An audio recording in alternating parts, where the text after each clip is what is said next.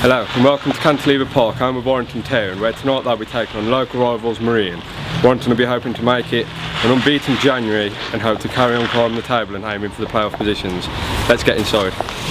After a rocky festive period, Paul Carden's finally getting his men to play properly again. They went 3 games without a win back in December, but so far they've been unbeaten in January. I caught up with him early to get his thoughts on tonight's game. What are your thoughts ahead of tonight's game?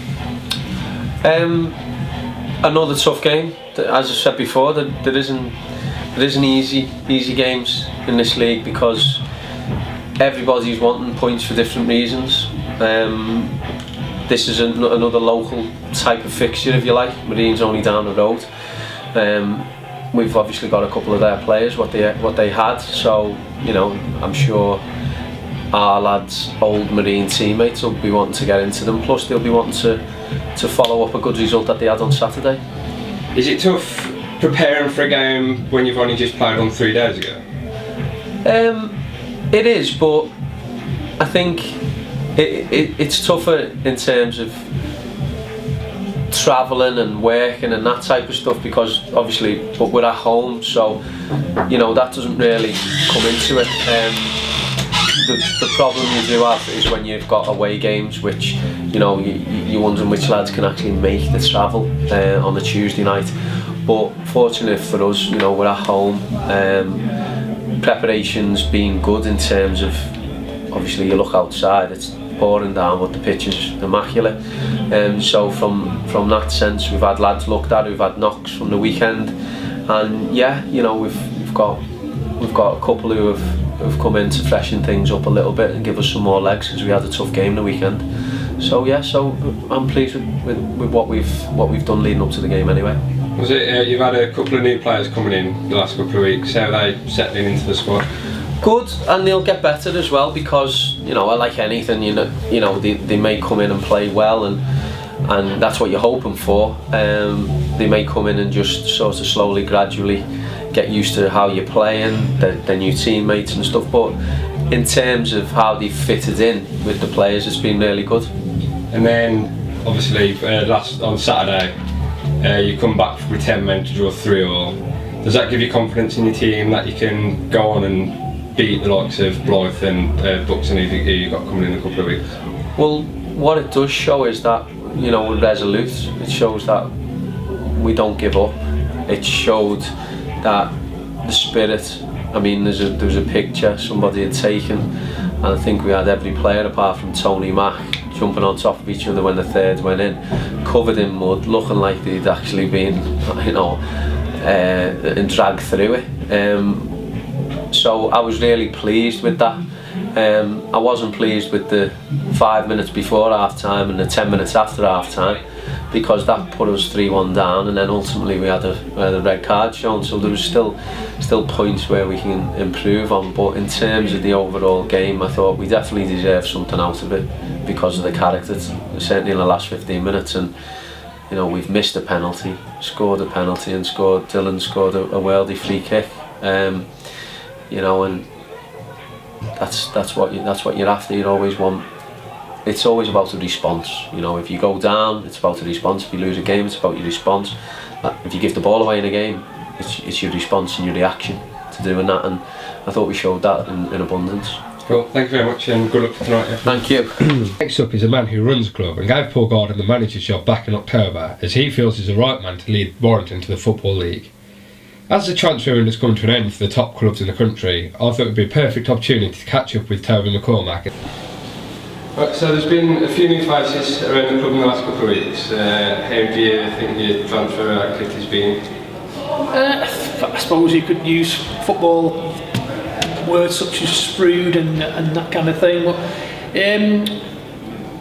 manager and myself decided that we just needed to just change it up a little bit, stretch a few new faces in, and we've had a couple of departures, a couple of crowd favourites, I suppose you could say. But you know, we know where we're trying to get to and what we're trying to build. So it's had this effect. And of course, you can see by some of the new signings that they're around about 21, 22. So we're just trying to affect some young, fresh faces and people that you know you can give an opportunity to might move on to better things. Obviously, you mentioned some of the players that had left, some of the crowd favourites. Metcalfe was one of them, one of the FA Cup heroes. What kind of impact do you think his exit will have on the club? Without me being too critical of Scott, I suppose, he's on his day. There's no one better in the league. He's got the fullback's head down and he's roaring down and he's putting that ball over. And he does that, but he's just not been consistent enough with it. So we looked at the signings that we could make. We decided that when we fetched him in, it was better than what we got. And of course, I'm always one to put the business first. And I said to Paul, he's got to balance the books. So if he's fetching 4 in, he either lets the same amount of cash out or the same in number. Gave him a couple of days to think about it, come back to me with a couple of players' names that he wanted to release. I was happy with that, balanced the books, and we moved on from there. And then turning our attention to tonight's game against Marine, how do you think it's going to pan out tonight?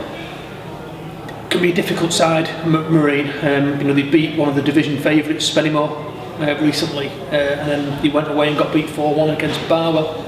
So you never know what you're going to get. But local derby, good side. Watched them a couple of times this season. Get it forward quick. Danny Mitchley, if he's playing, he's got a hand injury at the minute, but if he plays, focal point for them. Got 2 good fullbacks. Do play 4-2-3-1 normally. So we're going to switch our formation from Saturday to try and match them up a little bit. But I'm expecting a tough game. They're trying to make an impression on division. Struggled recently. Similar kind of form to us. So of course we're unbeaten in 2017. I know we're only 3 games in, but we're looking to build a really tough week, an important week coming up. We've got Workington and Blythe, who are second and top in the division back to back. So really pivotal week for us, and we need to make sure we take 3 points into that. I was just about to mention the unbeaten one so far in 2017. Do you think that can carry on going for the next couple of weeks? It can, but I think we've not got to read too much into when it does go in some way or form. Like I say, real tough games. Blythe are flying. The top. They've got 2 games in hand on pretty much everyone. I think they're 8 points clear. Got quite a substantial wage budget and some real class players. So I know we went there early in the season and we defeated them, but they're a top side. Thank you very much. Teams walked out into a very wet and windy Cantilever Park, where the slippery surface led to a few strong tackles in the heat of the affair. In a typical Derby Day match, the game was nothing short of drama. Marine felt that they should have won a penalty early on when winger Craig Linfield went to ground following a collision with John Shaw, but the protests were waved away by the referee. After a good first 15 minutes from Terran, the best chance of the first half fell to Marine striker Matty Hamilton, who was 6 yards out but couldn't find a way past Jan Rusher McMillan. Another refereeing decision went against Marine just before half time, when Monaghan went flying into a tackle with Marine skipper Robbie Threefall, who was forced off the pitch as a result. Marine clearly felt Monaghan should have been sent off, but he escaped with just a yellow card. The second half saw Town come out, the much better team, with early chances from Shaw, Jerome and Codlin, who all went close early on. However, it was the man in the middle of all the drama that would go on to get the eventual winner for Warrington. He came just before the hour mark when Monaghan battled to dispossess the Marine defender on the halfway line and sprinted through clear on goal to put the ball past Hare. Marine hammered the Town defence in the closing parts of the game, but in the end Warrington would walk away with 3 points and remain unbeaten in 2017.